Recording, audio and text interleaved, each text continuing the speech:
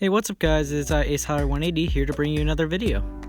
And I do admit it's been a little bit since I've actually used my voice, but today we're going to do a different genre of my channel.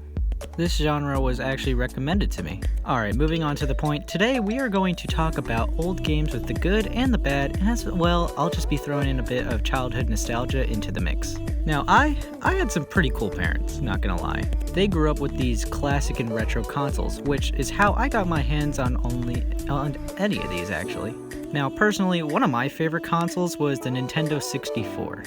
And it actually had a lot of good games in my opinion.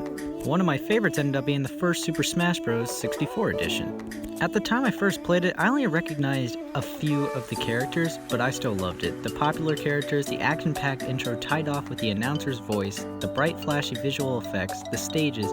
I mean, this was definitely a great game. It made better when friends played with you.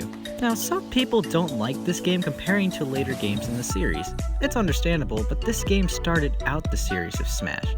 I know it has only 12 characters, which 4 of them you had to unlock. Only one unlockable stage, and unlocking these things were annoying. I mean, not Jigglypuff though. But Captain Falcon, you had to complete Classic Mode in 20 minutes or less, which was hard to pull off.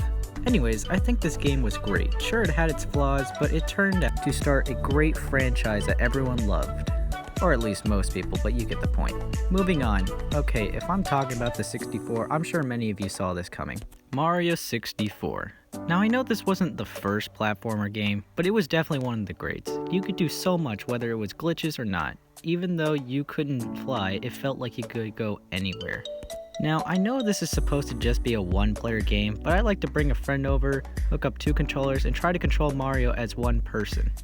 That made the game so much more challenging, especially trying to beat Bowser like the first time.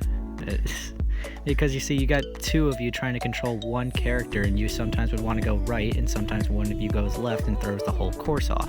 Anyways, I don't really have any negative feedback, but if I had to say anything, it was way too easy to speedrun with glitches, stars were vague, and the art, it's definitely got a lot better.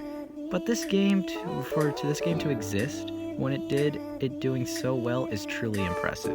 Well, I'm gonna end this video here. Tell me if you liked the video game review section. Remember to leave a like and to subscribe. Alright, Acehowler 180, signing out.